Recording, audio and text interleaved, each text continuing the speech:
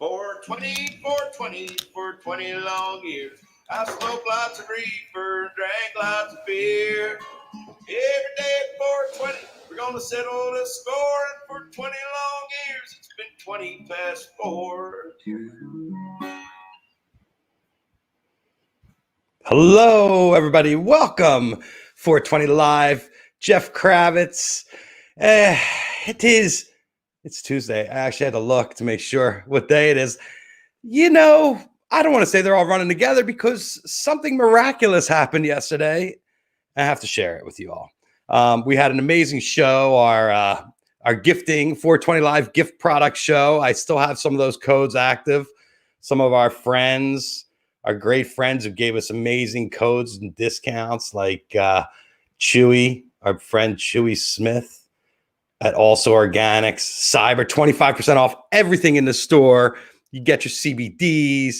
Everybody lined it up. But I got a call yesterday from my friend Marcus Rezak, and it looks like I am going to the Virgin Islands on Friday. I am flying to Miami and then into the Virgin Islands to go shoot a couple shows. This is going to be the first music I've shot in almost 9 months.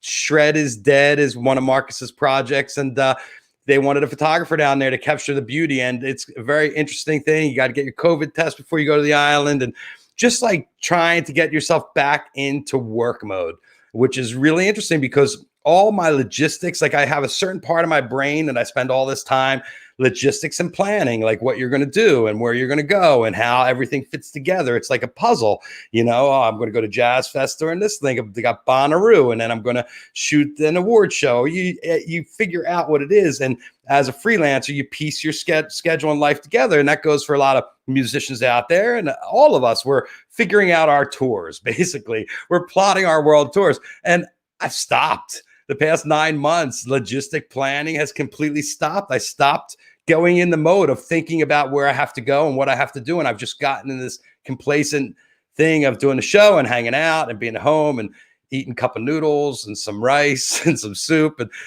my life, it became so simple. It was very complicated, a lot of moving parts. And I appreciate the slowdown and the chance to catch up. I think we all do. But what's really interesting is trying to get it all together and try to figure out how to go back to work. So I'm excited to be going to the Virgin Islands with Marcus and some of the guys from Rack and some of the guys from the Big Woo. And they actually put my name on the bill, photography by Jeff Kravitz, which is really interesting. I'll be playing the camera during the show. You can tune in and watch my live stream of me playing the camera. We're in weird times, folks. I mean, you know, who would have thought that the only festival I'd shoot in 2020, it's not even a festival, is going to be 4 nights at the Windmill Bar over the course of a week in St. John. And by the way, tickets still for sale. And, you need a COVID test 5 days in advance. So I have to go today after the show, and I had to sign up. It's very easy to sign up and get your free COVID test. They're spinning them out, and everybody's all over town getting them. And you got to get your results back and fill out a form. And, this is our new life. This is the new crazy, the upside down, the way we're all living now. So I am excited to be traveling. It's strange and weird and wonderful. And, going to Florida is also, you're like, okay, what? I'm going to go to Florida? Of all places? The place where everybody's losing their marbles, where the governor's not letting the mayors enforce the mask law. I mean, you see the news, you laugh. And I don't like to talk about the news, but before we get in and talk to our friend Eric Krasno, before I went on air, Bill Barr, the fat man has sung, said there's no evidence of any kind of foul play with this election and nothing that's going to change the election. And pretty much he'll be fired by the end of the day by the president. So line them up. The rats are all jumping off the ship. And that's it. We're in distraction. You know what it is? 185 shows now. Holy crap. My mind is blown since March 16th. It's hard to believe I have that much to say, but I have good friends like Eric Krasno. Eric's an amazing musician. He is a long time. He's been in it for a couple decades now, giving you his all the time out there with his bands Lettuce and Soul Live and Tedeschi Trucks. I mean, he's played with everybody. Going through his bio is just like, wow. Grammy Award winning Eric Krasno. You ready, Kras? Here we go. Sure. Hey, man. Good to see you. How are you? I'm all right. How are you? I'm not too bad, considering, like you said, all the craziness that's going on. I feel pretty fortunate. I get to work in my studio, and I moved out of New York right before, well, like a year before all of this. But right, you've been here about 18 months or so. Is that it? Yeah, just about that. And so, since I've moved here, so much has happened in my world. We got married and had a little baby boy. And congratulations. How old now? It's very young, right? He's 10 weeks. Wow. 10 weeks. So the house is crazy, it's like, but it's great. I get to be around during all of this, where otherwise I probably would have been traveling a lot more and a lot busier. And in the midst of it, I also made a new album, recorded and wrote, some of it I had written before, but made recorded a new record, pretty much finishing that as we speak, which should be out early next year, and been producing a lot of stuff, and started a podcast. So that's been keeping me a little bit. Yeah, you've had some amazing guests. Yeah, the guests I've been very fortunate. I mean, part of the whole thing was I had the concept for a while to do a podcast. Well, really, initially it was going to be like kind of a live music and conversation. So we would have, performed and talked, but in which I initially did a couple episodes previous. How was the technology? Well, initially I was doing it in my house, in my studio. So, and then when COVID hit, I was like, well, maybe I can do this over the phone and over Zoom. Cause like we easily, now we're so used to the Zoom, FaceTime, everything. But before that, it was most of the podcasts that I listened to were in person. So I just kind of thought that would be a better way. But then I kind of thought, well, I should do this now that I have the time to do the podcast. And then it turned out all of the artists that I'd spoken to about doing it all of a sudden were free right then. So, I just started calling all of them to get on there. And, within a few weeks, I had so many great people, and it's been continuing to unfold. It's been great. It's actually been really fun. It's been a learning process. I feel like every week it's a different thing, right? You're in front of the camera now, and you have to keep it going. You have to be a host. You have to be hospitable. Yeah. So it's cool, man. I mean, I hope that I get back to actually playing live shows sooner than later. But it's great. I feel like I am a fortunate one comparatively to so many others that are going through this time. So, I feel for so many people, as so many people losing their jobs, and so many like friends of mine that are just, I have a lot of friends too that are they're just road dogs. They live on the road. That's their life. So now it's like, what do I do? Well, you've been a road dog now for decades. Have you spent 8 months in one place? Not even close, man. I don't think it had been more than a few weeks that I'd been in one place in 20 years, to be honest.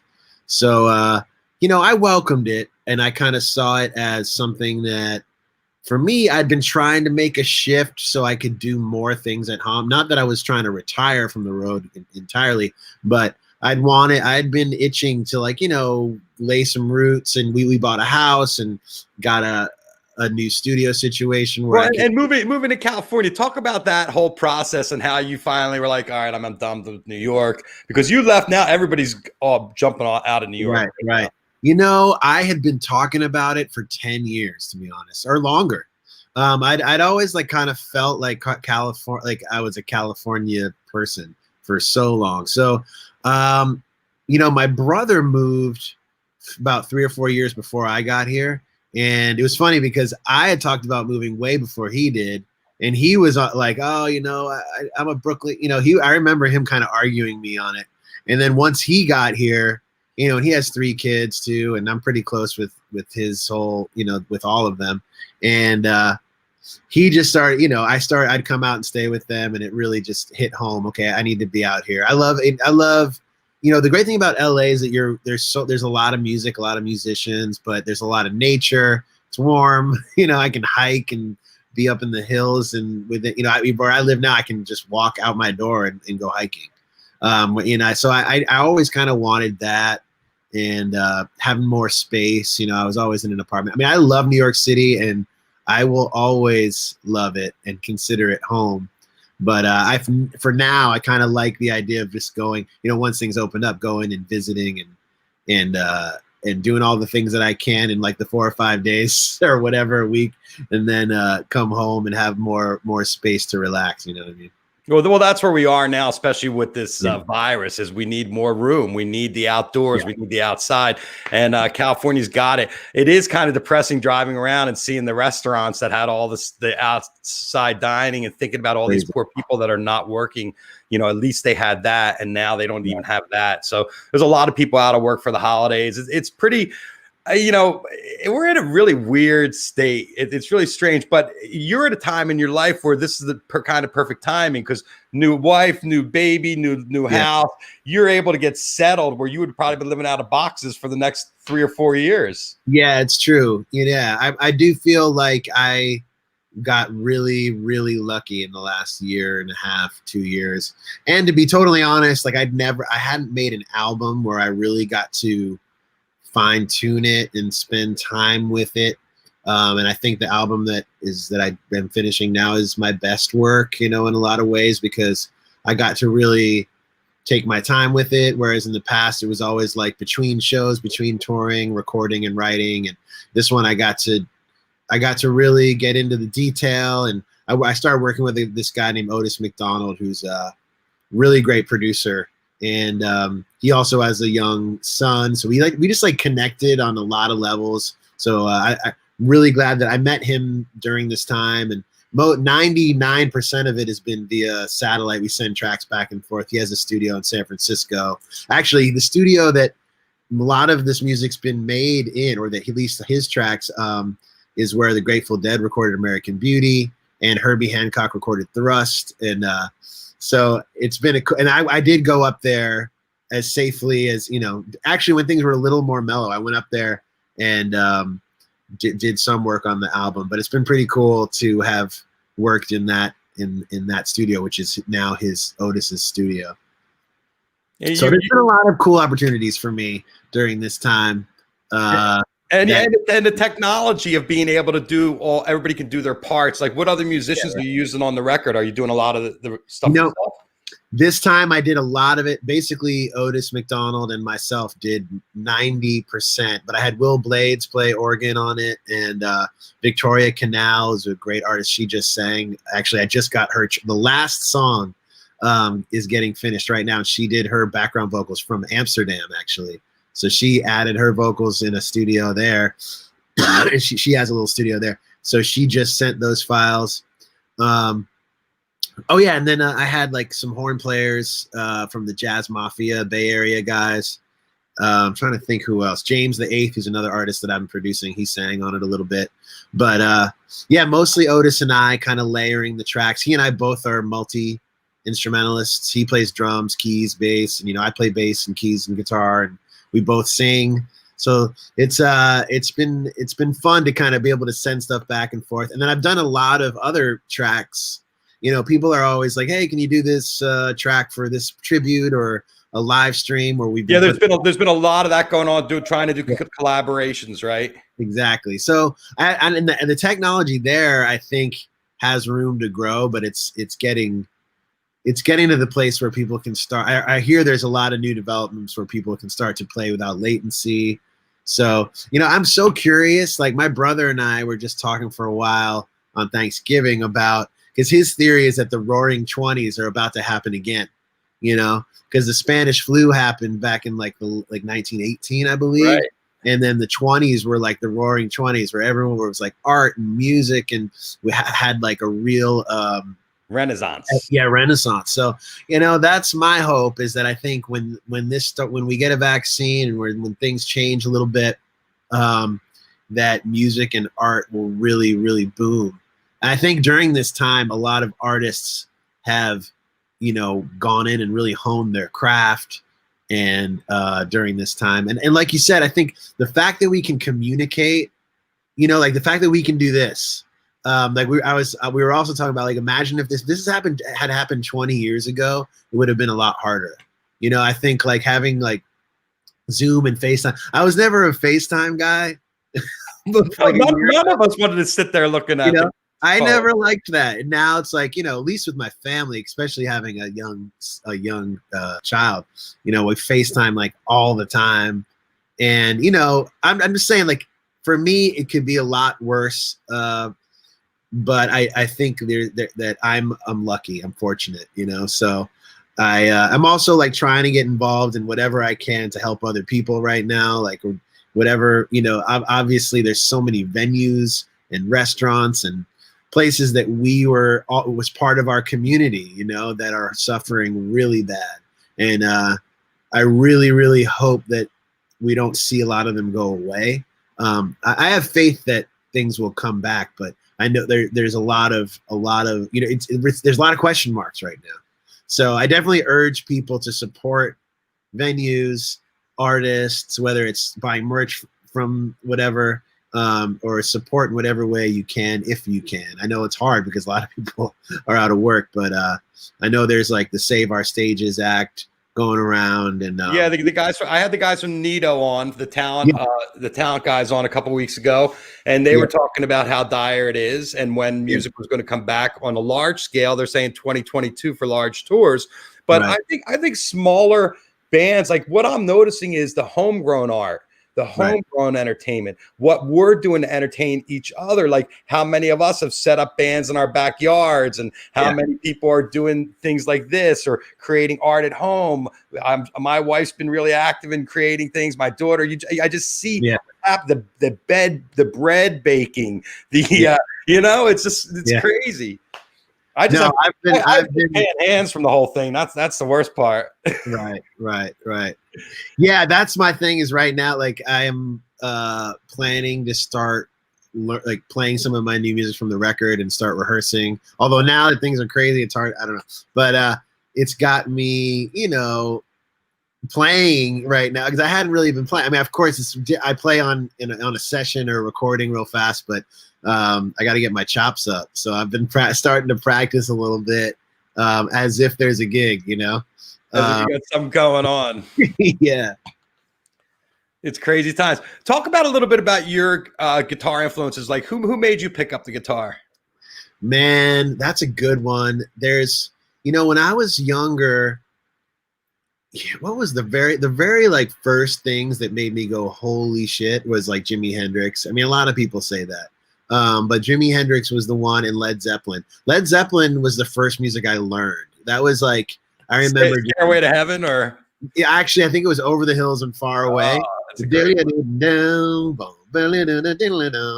know, my brother had a band, and when I was like 12 or 13, they used to practice in our basement. And a lot of it for me was like I wanted to go jam with them, and I wanted to be a part of this thing.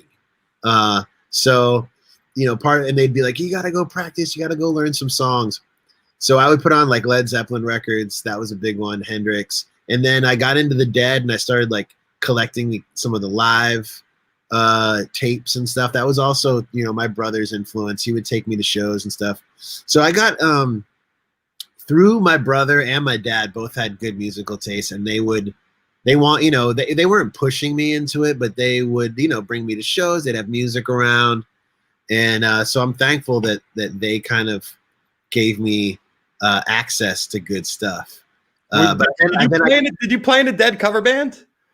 No, I didn't play in a Dead cover band per se, but I think I played in different bands in high school that we would play. You know, I was really, we didn't play as much Dead. I guess once I started playing guitar, I got really into like funk and like jazz music pretty fast. Once there was like Zeppelin, Hendrix, Stevie Ray Vaughan, and then somehow I found my way to like Wes Montgomery and Grant Green and Herbie Hancock, like the funk records, Thrust, Headhunters, all that stuff blew my mind. And then really it was funny because then when I started writing songs, you know, really in high school and college, like writing lyrics and stuff. And then over time, it was like this interesting arc that brought me back to the Dead, which landed when I got to start playing with Phil. Right. Like I don't remember when you early came on the scene. Yeah, hearing any Grateful Dead out of your guitar. When Definitely not. you lined up with Phil, I was like, wow, Kraz is getting into the scene. But I didn't realize that you had the roots, those deep, where Jerry had been in your brain early on. Yeah, because some of my first music that I really dug into was the Dead, and I used to collect the tapes, and was really into the live stuff. So all that music was kind of in me. I hadn't really like learned it on guitar, but then when I remember when Phil asked me to do that first run of shows, and there was this massive list of songs, and I just started listening. Even before I got a list of songs, I just started listening to the Dead around my house constantly, and I got kind of obsessed again. You know what I mean? In a different way though, because now I was learning the music, and then having become a songwriter, like starting to appreciate like Robert Hunter and Barlow and Jerry and Robert Hunter's connection was like, I kind of like got a little obsessed with it. And then learning those songs, I just, it opened something up in me. And also I had recently around then got more into like singing my own songs, so then having Phil kind of throw me in the fire essentially and be like, you're going to sing these songs. Like he didn't sit down with me and say, what songs you want to sing? He was like, here's the songs I think you should sing. And so I had to really start practicing that stuff. And it was such an amazing thing for me. I mean, on so many levels, as a player, as a singer, as a songwriter. And it's affected my music a lot. Like I think in the new album that I made, like it doesn't sound like the Dead, but me listening to that album, the album I'm currently making could never have happened without those experiences. I mean, it's a little more funk and a little more soul, but you can hear, definitely lyrically, the influence from the Dead, and then also from like Jerry as a player. Once I kind of dug into, for some reason, like there's a stigma amongst like, because I went to Berklee College of Music, I was around all these jazz guys. There wasn't a lot of appreciation for Jerry in that world, and as I've kind of come full circle myself and realized who I really want to be as an artist, I got my appreciation for him just went like through the roof. And now he's probably in my top 3 or 4 musicians ever. For a lot of different reasons, though. It's not just because he was a shredding guitar player. Well, he wasn't. And I guess the question I have for you is, what makes Jerry different than anyone else? Well, I think a lot of it for me is like, I just admire him on a lot of other levels too. And I also, his personality is something that I really, really admire. He had this ability to bring people together and was like a force of nature, as far as being a musician, but he was also like so gentle, you know what I mean? Like he never tried to steal the spotlight. He never tried to take over. You know what I mean? He always wanted other people to shine. And that's not always easy to do. It's like, because you kind of got to have a certain amount of confidence to like lead and be the lead singer and the lead player, but to be able to do that, but also kind of be able to bob and weave and be a part of this thing. You know what I mean? Like the Dead is like that. And I remember talking to Phil about that because I was trying to understand the concept when I first started playing with him of not being like he wasn't like, he basically said, you're not going to take a solo every song. It's going to be, the band is going to be improvising as a group, which sounds like a simple concept, but a lot of musicians, it's like, okay, it's your turn to solo. It's your turn to solo, but I think the Dead and Jerry in specific had such an incredible ability to move as a unit or kind of lead the unit without like being, overbearing, Well, you don't think the music had its own pulse and heartbeat that wasn't the guys separate? It only happened when they were all locked in together on that same kind of groove. And then you were like, what the hell is this? You couldn't, for me, it's when you can't say, oh, look, Jerry's doing this and Phil's doing that and Bobby's doing this, where you can't tell who's doing what and the music's just coming at you and you're like, you can't make heads or tails of it. It's a monster all to itself, which is very unusual. It's, I have a guy I play with and he calls it a grolo, the group solo, which I love. Yeah.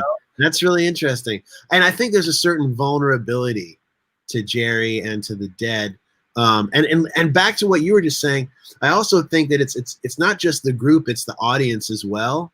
And understanding the appreciation that they have was really interesting for me because I'm a fan too. I remember being at the first run of Capitol Theater shows with Phil, and it dawned on me like the second or third night that all of these sets, the people in the front 4 or 5 rows were mostly the same, right? And so we're never playing the same song. It's not, I've been in so many bands where we were tightening our set and tightening our songs, and we would try to expand the repertoire, but, it's really ballsy to go out there and just play all new material every night, especially for Phil with different musicians too. But as a result, the audience is like part of this like experience where, they're watching you and are not just watching you, they're part of this thing where the band is finding these moments that are only those moments. They'll never happen again. They just happen in that moment. And whether it's the lyrical and the songs of the moment or the like improv of that moment, they're like supporting you. You know what I mean? At least for me, it felt that way. It was like, because it's not easy as a musician to just go out on stage without a plan. You know what I mean? And but as a result, you can like reach these highs that are unbelievable, because there's no limitation. Sometimes with the plan, you also create a limitation. Well, yeah, you elevate, the whole building levitates. I've been in rooms with the whole building. So here's an interesting thing. Now you got guys like Trey, and they're playing to an empty room. He's playing to the back of a hall, and he doesn't have that audience to feed off of. So right. Can music get as high without a crowd? I don't think so. But I think that you can get it. You can get high, as high. I don't know. But I did one show. There's something about that symbiosis between the audience and the crowd where the audience is thinking along with the band. You all lock into a group, a cosmic consciousness. Yeah, for sure. I did a gig, my one gig that I've done, we did in an empty place. But there was a lot of musicians on stage and a lot of great musicians. And I was really worried. And then once we got up there and we started playing, it still felt really great. It was also the lack of music that I hadn't played in months and months. And the band was awesome. So I have faith that we can bring it when we need to. But yeah, it's definitely not the same now. There's no way. You can't either. The audience is as much a part of it to me as anything, as any musician. And believe me, we're all hurting. The audience is hurting. The musicians are hurting. We're all grasping on anything right now. And especially as we head into the dark, coldest part of winter. I mean, not so much for us here in California, but I saw this video of the Verrazano Bridge yesterday where they had to close the bridge and the bridge was doing this. They had a camera on the bridge and I was like, whoa, that's winter. I'm not interested.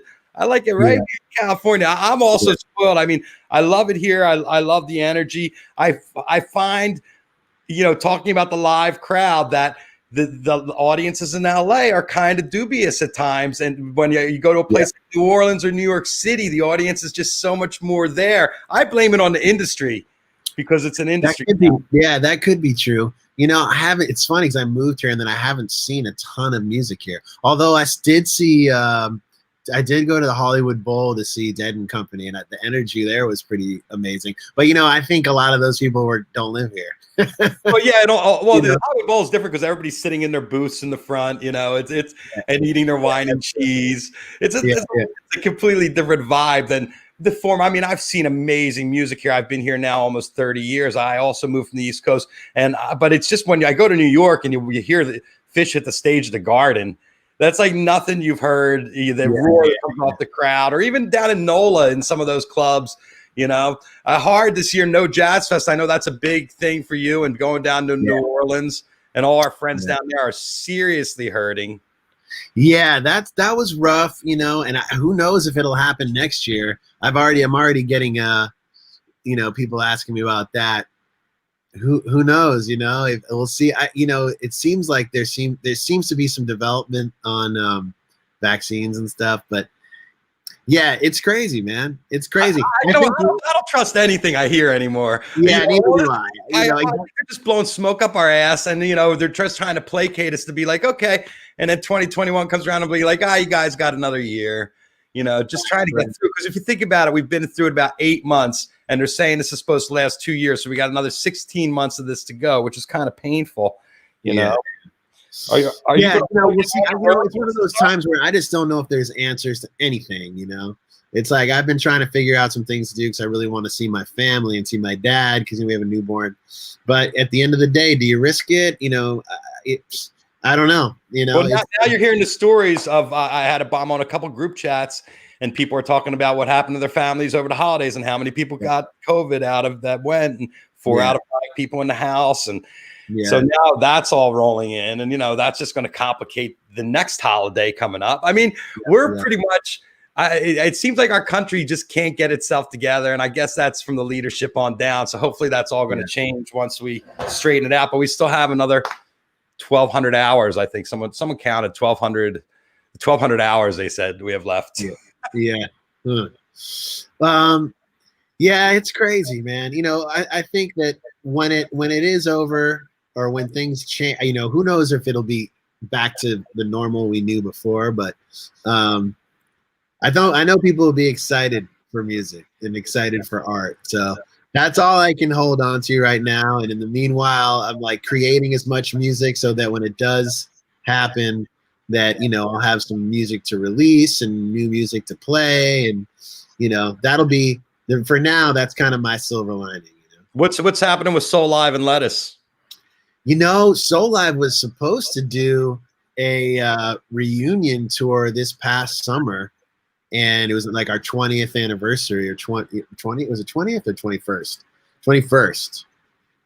And all of that obviously didn't happen. So all those dates just keep getting pushed back into like some fantasy abyss, every time it's like, oh, we're gonna move it to January. Like it went July, September, January. So when things open up, we'll be back. We had to cancel a lot of shows. Lettuce, I'm not sure. I haven't toured with Lettuce in a really long time. Those are like some of my best friends, so I talk to them frequently. But it's the same kind of thing. I think Lettuce has a lot of music that's been in the can that's done, that's gonna come out, and some of it's been released. It's just actually with Soul Live. One thing we are doing is we're going back through some archives and releasing some early live shows and a bunch of studio tracks that were never released. So that's been kind of fun. Alan Evans has a killer studio, and he's been digging through the tracks, remixing things. So we'll have a bunch of older material to re-release next year too. So it's kind of been fun to look at some of the old stuff that we've been doing and listen to some of the old shows. And we're digging into like the first few months that we were a band, because we recorded and played so much back then, and only released a little bit of it. So it's kind of weird to hear yourself 21 years prior, because some of it I'm like, oh, but the band, we had such a thing though, man. It was like, it's so interesting to kind of be able to give it this different perspective now, Right. Well, you're talking about, you hear error, you hear mistakes, and you're playing. Yeah, it's just like little weird thing. I mean, my tone and like just stupid little things that I've worked on a lot in 20 years. So you like listen, oh man, I did that. Oh, I did that. But it is one of those things where it was like greater than the sum of its parts. Like I feel fortunate to have played with those guys and to have been a part of that. I mean, it's special. Like I think one of the things I listened back to was actually, and I think we're going to release this. We started playing in my last year of college, and my like thesis, like I was a performance or a music, creative arts major, and my big thesis performance, Soul Live performed. So I did one set of like my compositions, and then one set was Soul Live, and we found the recording of that, and I have like my old teachers there, my parents were there, the Lettuce guys were there, and I have found all these old pictures and stuff, and I got like really emotional listening to that. I hadn't heard it since that day, And Wow. I talk about it, and I talk about how I met these guys, and we're creating this thing, and it was just brought me back to this place. So anyway, that's been kind of cool. Again, it's like this year we've been able to slow down, and we never would have had the time to even look back. No, you would have been 65. You would have been retired off the road and been like, I've got to sit in a rocking chair before you went through all that shit. Exactly. Now I'm trying to find a VHS player because I have a box full of VHSs. So you send them out. You send them out, Kraz. Okay. You got to send them out to have them digitized, because if you get the player, then you got to digitize them anyway. Just take the box. There's a ton. Okay. Well, then that's going to speed it up, because that I can do. I'm going to send it out. You better, because you think you want a player and you're going to hook it up to your computer, but then you start doing it, and then you have all the content, and you're like, you want to pull your hair out. You're like, oh shit, I need a computer with more memory. I need this, I need that.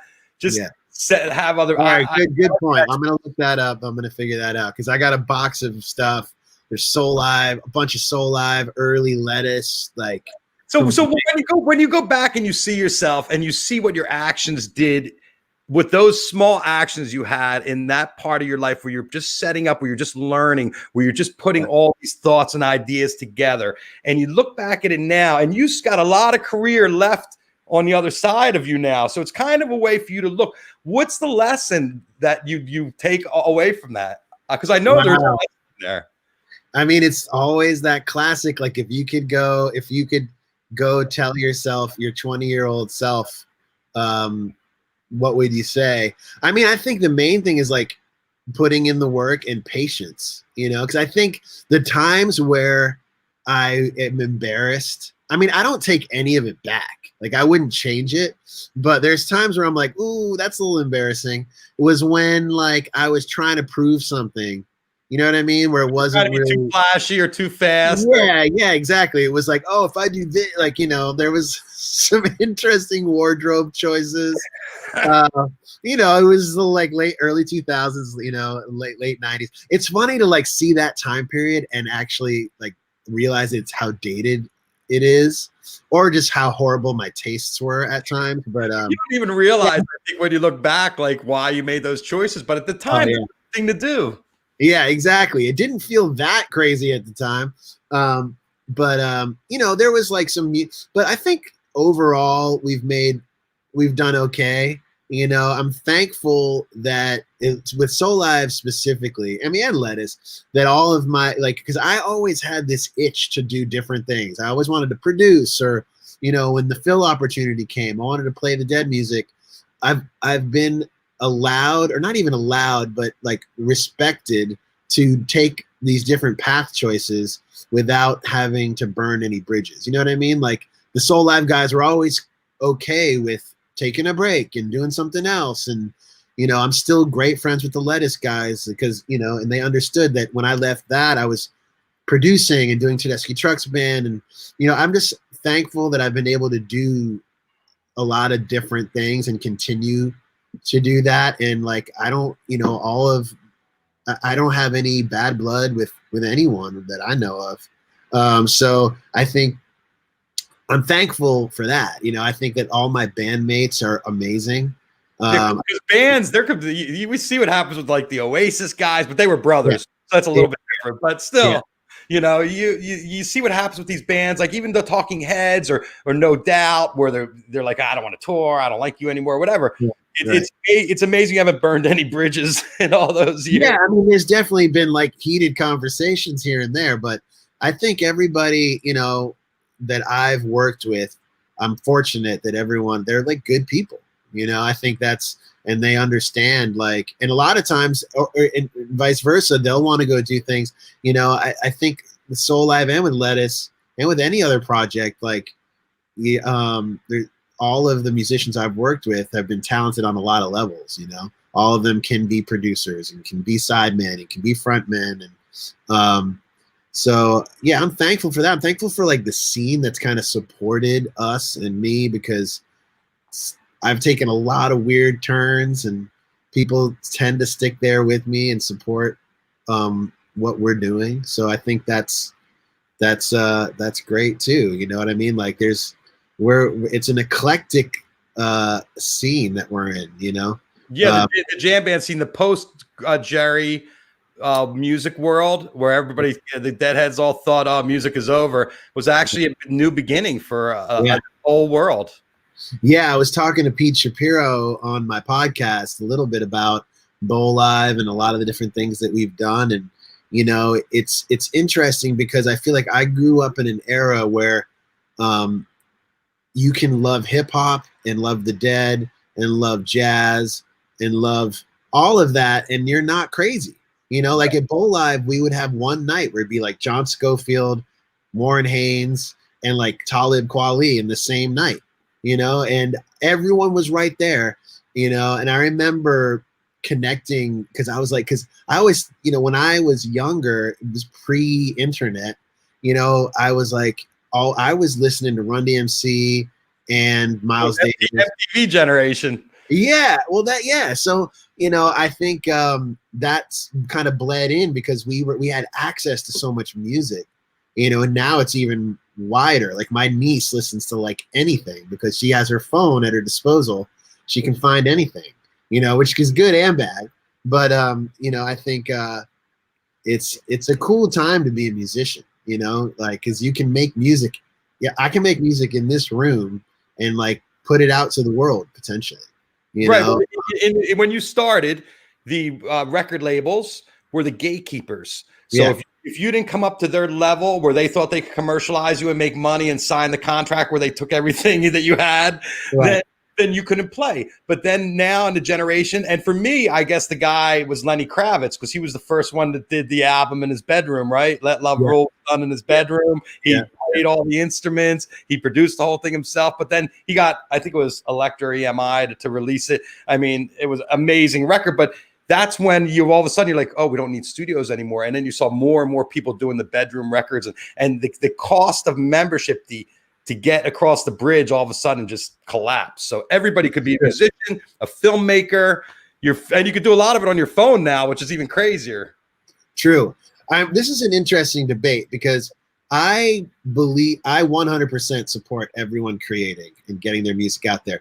The one thing I will say is that I do sometimes miss the era where having like a room full of songwriters and producers like Motown and Stax and even like Ahmet Ertegun and Arif Mardin, you know, the Atlantic guys, like they were making such amazing albums, you know, like, and now it's the only thing is it's like hard. There's so much music coming out all the time that it's sometimes can be overwhelming and hard to navigate, or as an artist, hard to be seen or be heard.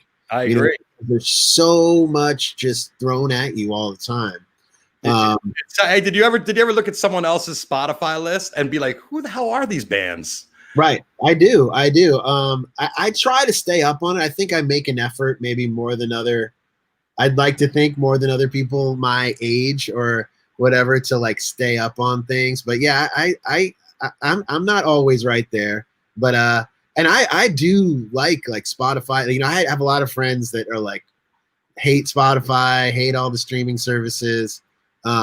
I love it because like if I'm like hiking or running or like driving, like I use it. I think they should on the other side, the pay side. Do you love the that? pay side's horrible, and I've signed every petition I can, and I'm always supporting. You know, I don't think it's fair. I think they should pay musicians more, or even like raise the premium. I would pay more for Spotify. Steve Jordan said it somewhere. He was like, it's paying $10 a month for all the music in the world. It's like going into Whole Foods and paying $10 and just rummaging through the whole store and filling your car. You know, it's like it's not fair. It's not fair that we can even access it. I don't think it should be $10. You know, I think it should be more. Well, I mean, it's incredible how much it's dumbed down. You know, when I grew up, you had LP records, and you were like, "Oh crap, how do I listen to this in the car?" And then they came up with 8 tracks, and I was like, "Oh, I can listen to that in the car and cassettes." I mean, I watched that whole thing go. CDs, they tried to diss everything along the way. Yeah. CDs came up, everything no, and then they blew the business actually with what's it? Not begins with a P. What's the one? Pandora. Yeah, Yeah. Pandora, was it Pandora? Yeah, Pandora. Napster was the first one back Napster, yes. where we used to download the stuff. Yeah, and that was messed up. But yeah. But we all did it. It's such I don't know, man. I think there's no fighting it at this point. There's no fighting the streaming, like as far as like I'm gonna make my music available there, but I will fight whatever fight it takes to get paid for musicians to get paid more, because it's affecting producers, like back in the day, like it's hard to be a producer now. Right.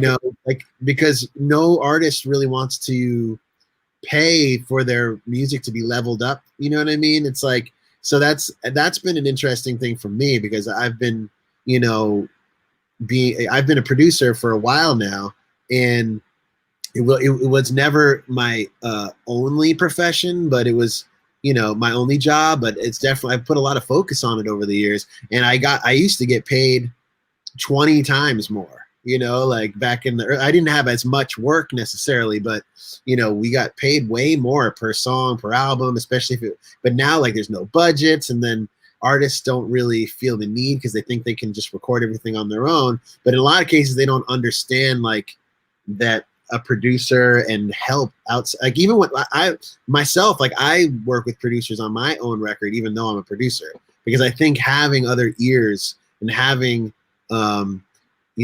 other people involved in the process is important.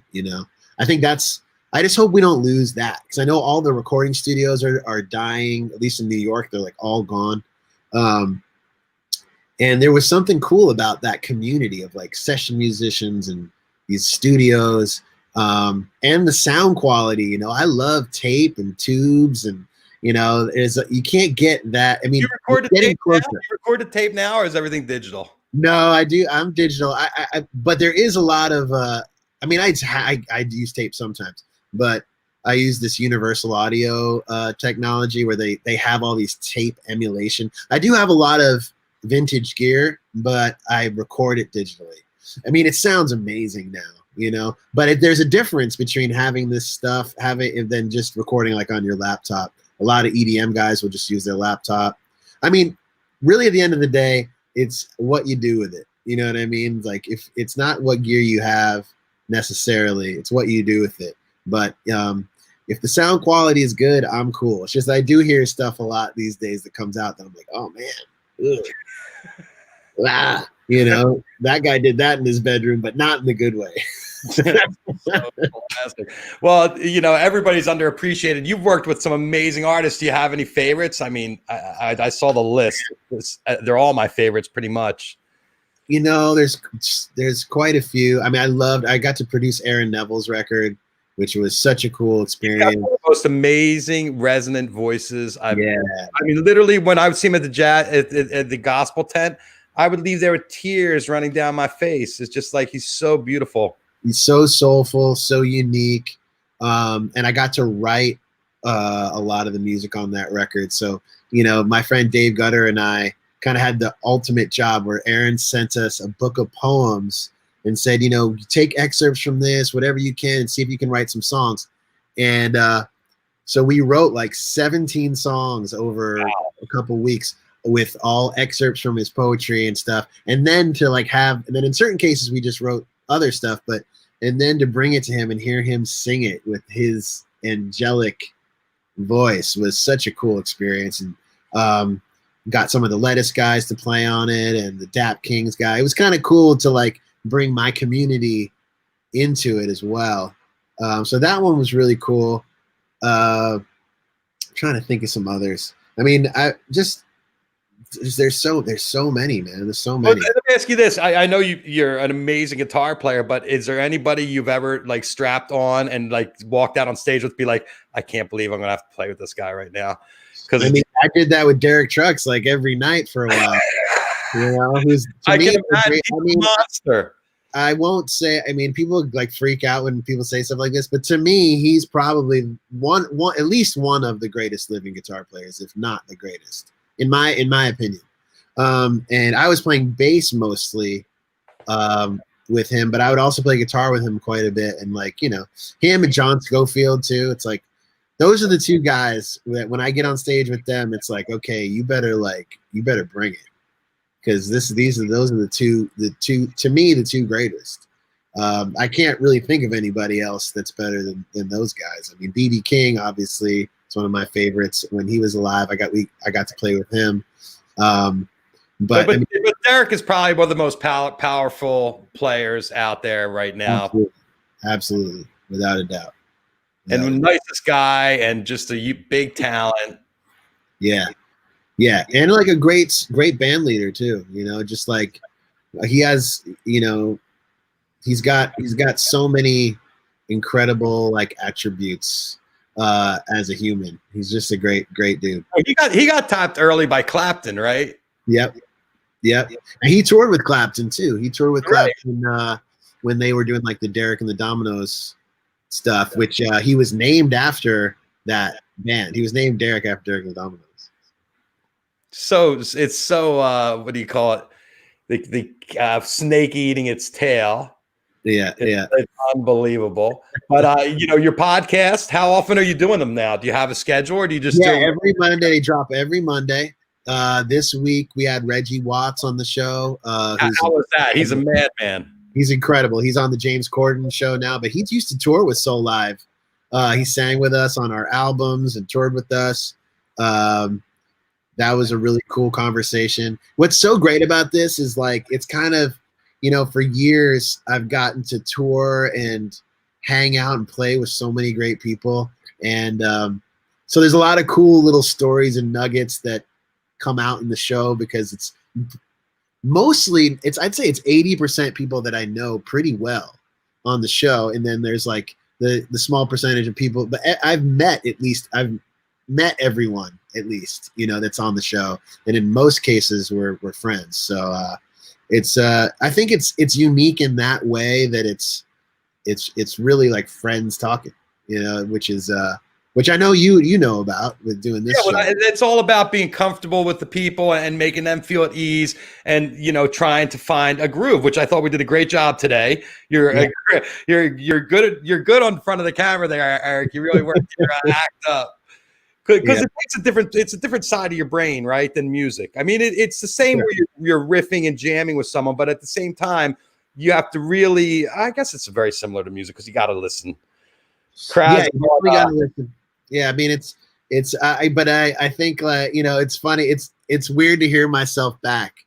I don't know if you ever watch yourself back. Oh yeah, I'm like, what the hell was I talking about? Yeah. But I think overall, it's been really, really fun to do this, and I'm thankful that I had kind of honestly, beyond like it being this show that other people listen to. It's been great for me just to be able to.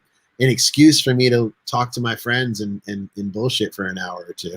Yeah, I have people all the time that are talking to me like, what are you going to do? How long are you going to do it for? And I'm like, you got to understand something. I'm doing this for me. This is keeping me engaged, because I'm not doing the things I would normally do and be connecting with people out on the road. So now this is an opportunity to sit down and catch up. And like you said, you have a captive audience, because all your friends are usually on the road, are all sitting around the house. A lot of us are doing this now and keeping each other entertained, because we're creators and it's what we do. We have to be involved. For sure. No, I love it, man. I love it. I hope that I can keep doing it for as long as possible. Yeah. Well, even better when you can start to do stuff face to face. It would really be when this is done. And then when you're on the road in different cities, it adds a lot to it too. We got a long way to go. So I think we're going to be talking to people for a while. Yeah. I think that, the great thing is I can do it from here. I can do it from on the road. The technology's there. So, I think it's kind of opened up a whole other world for me. And I'm thinking about other ideas and other podcasts now and other concepts. So, like I said, it's been kind of like the silver lining in this for me is kind of doing things like the podcast and trying to like work on other skill sets and challenge myself as much as possible, and also be home with the family. So, well, that's important. A 10-week-old baby. The most important question: are you sleeping? Well, he's been really good. My wife has been doing like the sleep training schedule. I mean, I'm also involved, but she's really the one enforcing and or really dealing with it. And she's incredible. You know, she's she's an incredible mom already. And so he sleeps right now from like 10:30 or 11 till about 6:30 in the morning, which is good. That's great for a 10-week-old or a 10-week-old. Yeah, it's pretty amazing. But then she also like puts him down during the day, and there's a whole intricate schedule of feeding and sleeping and all of that. It's great. All the books and the breast pumps and the milk. God. It's just like, I had no idea. I mean, the amount of products that are out there for every little thing with babies, and then of course, then you have to then you're like done with them after a few months too. Oh yeah, and shit that you've never needed your entire life, that all of a sudden is the most important thing in the world that you got to go get, and then all of a sudden it just goes away, and you're goes away. But yeah, that whole industry, and then I have a lot of other friends. It's interesting that makes sense. But a lot of my friends are pregnant now too, so I'm like sending it to that Ross. Shout out to Ross James. He's getting a lot of our old stuff. And my other friend Mike in New Orleans is getting a lot of stuff. So there's a lot of all the like upcoming babies. We're all it's kind of crazy because people not doing much at home. Exactly. So it's like, okay, let's talk about the first thing that pops up. But yeah, when you think about it, people that are born, like babies that are born right now, they got it in before pandemic, right? These are people that were pregnant. They figured out they were pregnant right when pandemic started, 4 to 6 weeks, right? But in the next 3 or 4 weeks, we're going to start getting the babies that were pandemic babies. Exactly. And that's going to be a whole boom. What a mess. Kras, thank you so much for tuning in and coming and visiting us today. Absolutely. Thanks for having me, man. Anytime. Great talking. You keep up the good work, and we'll be looking for your new music out next year. Yeah, I appreciate it. If you want to go check out, there's one track out on. If you go, I think it's on Spotify that we did for a charity compilation. It's a track "Man and Me." If you go to my Eric Krasno on Spotify, that's the newest track. But yeah, we'll have a lot of new music out soon. Great. Looking forward to it. Thanks, Kras. Thanks. Appreciate it. All right, Eric Krasno. Beautiful. What a show. Great conversation. Smart, in tune. He is in tune because I've heard him play. Anyway, my sponsors today, Sinlawn.com. I'm sure Kras knows all about the sponsors on Osiris Media. Sinlawn.com, 420 live. If you use the code, you can enter into the contest and win a 5-foot by 7-foot roll of Sinlawn it's, I believe, December 7th. And if you enter with the 420live.com code, I will enter you in a contest for an 11 by 14 from my collection of over 500,000 images that you can pick off of my website. And then our friends at Grady's Cold Brew. Yes, Grady'sColdBrew.com. You use the 420 Live. It's not one giant thing. 420 Live code. Once you get into the Grady's, it'll get you 20% off. They are having a lot of Cyber Monday deals there too. Grady's Cold Brew, New Orleans, chicory style coffee. Doesn't need sugar, iced. Comes in the bag, 36. See, it says 36 cups. 36 cups of delicious cold brew, ready to keep your ass up, to make sure you don't fall asleep after you've been smoking the skunk. The store and pour pouch, Grady's Cold Brew. Check it out. And, I wanted to shout out our friends at Asher's. 20% off coupon at Asher's, 420 Live code right there. Spend $75 and get the 20% code, 20% discount, and the 420 Live CBD bar, potato chips, pretzels, mini M&Ms, coconut flakes, raisins, chocolate, and CBD, all in an 8-ounce delicious bar that melts in your mouth and makes you feel freaking amazing. And yesterday, Chewy Smith gave us an also organics code for Cyber, 25% off anything and everything in the store. That's better than anything he has on his website right now. Go visit our friend Chewy, also organics. And a shout out to Kras once again. Check him out, erickrasno.com+1, and Eric Krasno on his Instagram. Thank you guys for tuning in. Tomorrow, I'll be here. I got to get my COVID test. Thursday, we got to do the life. And I couldn't be more excited. Thanks, everybody, for tuning in. Peace, love, happiness, everybody out there. Am I in the middle? Here's the hug. Oh, big hug for everybody Have a good day. Stay safe, stay sane, and stay uninfected. There you go. There's your advice for the day. Thanks, everybody, for tuning in. We love you all. Have a great day. 420 Live out.